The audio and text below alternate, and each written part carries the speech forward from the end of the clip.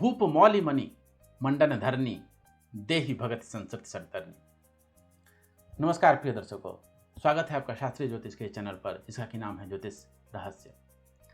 प्रिय दर्शकों, रामचरितमानस के उत्तरकांड के 35वें दोहे के ऊपर की चौपाई में कहा गया है कि भूप मौलि मणि, हे राम जी, आप राजाओं के जो है शिरोमणि हैं और मंडन धरनी, धरनी मतलब पृथ्वी को जो है आप सुशोभित करने वाले हैं, पृथ्वी के लिए आप भूषण स्वरूप हैं। भूप मौलि मणि मंडन धरनी देहि भगत संसृत सरितरनी, आप हमें अपनी भक्ति दीजिए जो कि संसृति सरितरनी, संसृति मतलब जो है जन्म मरण का जो संसार रूपी चक्र है उसको पार करने, उस सरी मतलब नदी होती है, उसको पार करने के लिए जो नौका स्वरूप है उस भक्ति को दीजिए। जैसे नौके में जो है आप नदी को पार कर जाते हैं, वैसे ही आपकी भक्ति से जो है मनुष्य जो है जन्म मरण के प्रवाह से छूट जाता है। तो सनकादि ऋषि ने यहाँ पर जो है राम जी की स्तुति की है। भूप मौलि मणि मंडन धरनी देहि भगति संस्कृति सरितरनी। प्रिय दर्शकों, आज हम आपके लिए भूपाल योग नाम का एक योग लेकर के आए हैं, जिसके बारे में कहा गया है कि जिसकी भी कुंडली में यह योग होता है वह राजा सदृश होता है, वह राजाओं में श्रेष्ठ होता है।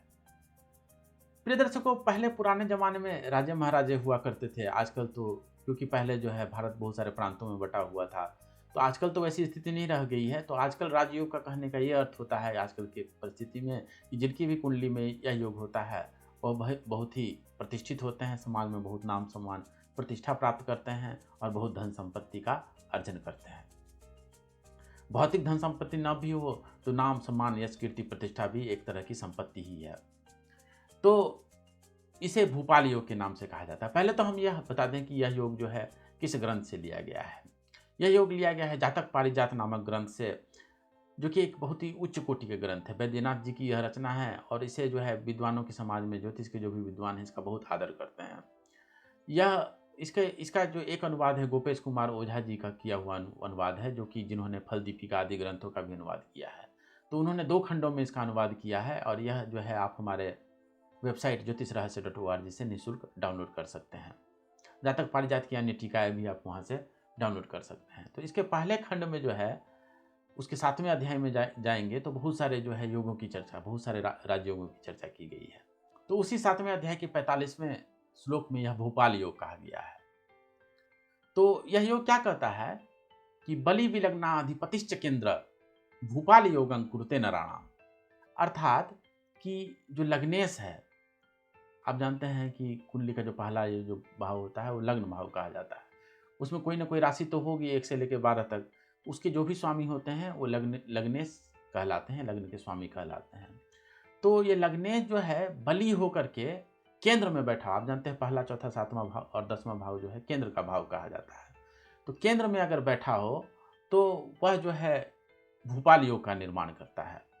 अच्छा, यहाँ 1-2 बातें आगे भी और भी कुछ शर्त कहे गए हैं इसी श्लोक में कि आगे यह कहा गया है कि उस पर जो है किसी मित्र ग्रह की दृष्टि भी पड़नी चाहिए। अगर मित्र की दृष्टि पड़े उस लग्नेश पर तब तो यह भूपाल योग और ज़बरदस्त हो जाता है। और अगर कोई भी ऐसा जातक हो जिसकी कुंडली में इस प्रकार का भूपाल योग बन रहा हो, तो अगर वह नीच घर में पैदा हुआ है, यानी गरीब घर में भी पैदा हुआ है, तो भी वह बहुत महान धनी राजा के समान होता है अथवा राजा के द्वारा वंदित होता है। तो यह भूपाल योग है। तो यहाँ पे 2 शर्तें कही गई हैं, 2 कहें या 3 शर्तें कहनी चाहिए। पहली शर्त ये कि लग्नेश जो है वो बलवान होना चाहिए। अच्छा, यहाँ पे जो है जो गोपेश कुमार ओझा जी ने इसकी टीका की है, उन्होंने तो ये कहा है कि बलवान होने का अर्थ उन्होंने यह लगाया है कि वह अपने उच्च का होकर के बैठा हो। लेकिन मेरे गुरु जी ने जो हमें पढ़ाया है कि केवल उच्च और नीच नहीं देखना चाहिए, और भी बहुत सारे षड्बल भी देखने चाहिए और दिग्बल आदि का भी ध्यान रखना चाहिए।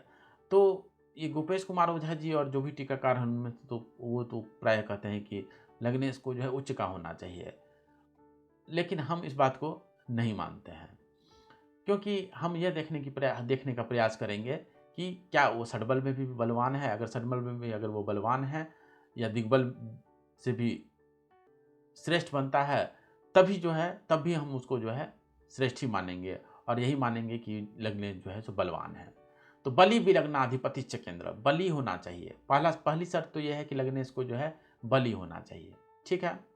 अच्छा, दूसरी शर्त क्या है कि बलि होना ही पर्याप्त नहीं है, लग्नेश को जो है केंद्र में भी बैठा होना चाहिए, यानी पहले, चौथे, 7वें या 10वें भाव में जो है लग्नेश का बैठा होना चाहिए। और तीसरी शर्त क्या है कि उस पर किसी मित्र ग्रह की दृष्टि भी पड़नी चाहिए। तो जो यह भूपाल योग बनता है। इस योग की चर्चा जो है सारावली में भी की गई है और होरासार नामक ग्रंथ में भी किया गया है। तो यह बहुत ही प्रसिद्ध सूत्र है और प्रायः सब लोग जो हैं इस सूत्र से किसी न किसी रूप में परिचित होंगे ही। तो चलिए हम आपको कुछ उदाहरण कुंडलियाँ भी दिखाते हैं जिनकी कुंडली में जो है यह भूपाल योग बन रहा है, और हम देखेंगे कि कैसे उन जातकों को जो है भूपाल योग का लाभ अपनी ज़िंदगी में मिलता रहा। तो पहली जो उदाहरण कुंडली हम आपके लिए लेकर के आए हैं वो है कार्ला एंडरसन हिल्स की। ये जो है अमेरिका में इनका निवास है, संभवतः कैलिफोर्निया में रहती हैं और उन्होंने बहुत उच्च पदों पर काम किया हुआ है। सरकारी जो है केंद्र सरकार आदि के बहुत ही बड़े-बड़े पदों पर इन्होंने काम किया है। ये फेमिनिस्ट भी हैं, इन्होंने किसी एक पुस्तक का भी प्रणयन किया है और ये बहुत ही प्रसिद्ध चर्चित हस्ती हैं। इनके बारे में आप अधिक विस्तार से जो है इंटरनेट पे जाकर के, विकिपीडिया आदि पे जाकर के पढ़ सकते हैं। 90 वर्ष से अधिक इनकी लगभग आयु हो चुकी है और ये बहुत ही चर्चित हस्ती हैं। तो इनकी कुंडली को अगर आप देखते हैं तो आप देख पा रहे होंगे कि ये मेष लग्न की कुंडली है। तो इनके लग्न में जो है 1 नंबर की राशि है, यानी मेष राशि है। मेष राशि के स्वामी कौन होते हैं? मंगल होते हैं। तो जो पहली शर्त है कि वो जो है मंगल को बली होना चाहिए। तो आप देख रहे हैं कि मंगल जो है बली होकर के, मंगल जो है आप जानते हैं 10 नंबर की राशि यानी मकर राशि में जो है बली होता है। तो इनके जो लग्नेश मंगल जो है वो उच्च के होकर के 10 नंबर की राशि में बैठे हुए हैं। तो ये पहली शर्त पूरी हो गई कि बली विलग्नाधिपतिश्च, कि लग्नेश जो है वो बली होना चाहिए, बलवान होना चाहिए। तो पहली शर्त पूरी हो गई। दूसरी शर्त क्या है कि केंद्र में होना चाहिए। तो आप देख रहे हैं कि ये केंद्र में 10वें भाव में बैठे हुए हैं। तो ये दूसरी शर्त भी पूरी हो गई कि लग्नेश को जो है केंद्र में होना चाहिए, बली लग्नेश को। और तीसरी शर्त क्या है कि उस पर गुरु की दृष्टि भी उस पर जो है किसी मित्र ग्रह की भी दृष्टि पड़नी चाहिए। तो आप देख पा रहे होंगे कि गुरु जो है मंगल के मित्र हैं और हर ग्रह की 7वीं दृष्टि तो होती है, लेकिन गुरु की 5वीं और 9वीं दृष्टि भी होती है। तो मंगल के मित्र गुरु हैं और गुरु की देखें 5वीं दृष्टि, अर्थात गुरु से 5वें घर में जो है मंगल बैठा हुआ है, तो गुरु की 5वीं दृष्टि मंगल पर पड़ रही है। तो यह तीनों योग जो है ये कार्ला एंडरसन हिल्स की कुंडली में बन रहे हैं, इसलिए इनकी कुंडली में भूपाल योग का निर्माण हो रहा है। और आप जानते हैं इन्होंने कितनी धन संपत्ति, प्रतिष्ठा आदि कितनी की प्राप्ति की। तो यह हमने पहली उदाहरण कुंडली आपके सामने प्रस्तुत की। अच्छा चलिए इसी बात पर हम आपको एक दूसरी कुंडली भी दिखाते हैं जो कि लाल बहादुर शास्त्री की कुंडली है। इनकी अगर आप कुंडली देखते हैं तो इनके लग्न में 8 नंबर की राशि लिखी हुई है, यानी 8 नंबर वृश्चिक राशि। उसके स्वामी कौन होते हैं? मंगल होते हैं। तो मंगल जो है बली, अब अगर हम अन्य टीकाकारों की टीका देखें तो वो कहेंगे कि यहाँ मंगल तो बली नहीं है, क्योंकि उच्च के होकर के तो नहीं बैठे हुए हैं। मंगल अगर 10 नंबर की राशि में बैठे होते तो हम कहते हैं कि बली थे, क्योंकि उच्च के होकर के बैठे रहते हैं। लेकिन हम कहते हैं कि नहीं, वो बली हैं, क्योंकि अगर षडबल में अगर आप देखते हैं तो आप पाते हैं कि इनका जो मंगल का बल है वो बहुत ज़्यादा है। क्यों है? क्योंकि मंगल यहाँ दिग्बली होकर के बैठा हुआ है। मंगल 10वें भाव में जो है दिग्बल संपन्न होता है। इसीलिए जो है हम ये कहेंगे कि इनका लग्नेश मंगल जो है बली है।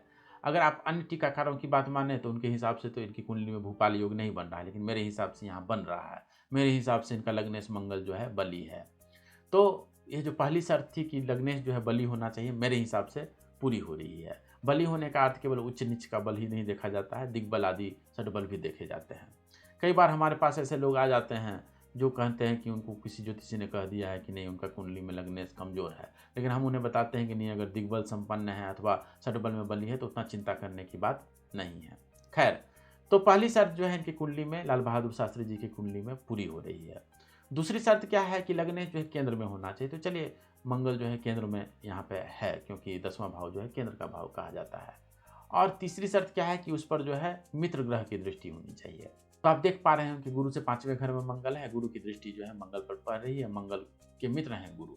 तो यह भी एक शुभ बात घट गई है। अच्छा, गुरु यहाँ वक्री है, तो वक्री होने से ग्रह की दृष्टि में फर्क नहीं पड़ता है, बाकी चीज़ों में जो फर्क पड़ता हो, लेकिन गुरु की दृष्टि जो है वक्री होने से, किसी भी ग्रह के वक्री होने से उसकी दृष्टि में फर्क नहीं पड़ता है, इसलिए गुरु की दृष्टि जो है यहाँ पे शुभ ही माना जाएगा।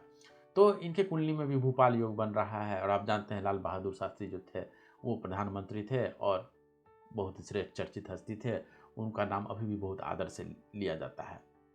तो प्रिय दर्शकों, आज हमने आपको भूपाल योग के बारे में बताया और जातक पारिजात नामक ग्रंथ के बारे में भी बताया। यह ग्रंथ आप ज्योतिषरहस्य.org से डाउनलोड कर सकते हैं और शास्त्रों की बात को ऐसे ही शास्त्र प्रमाण के साथ जानने के लिए बने रहें ज्योतिष रहस्य पर। अगर आपको हमारा यह वीडियो पसंद आया हो तो इसे ज़रूर लाइक करें, सब्सक्राइब करें।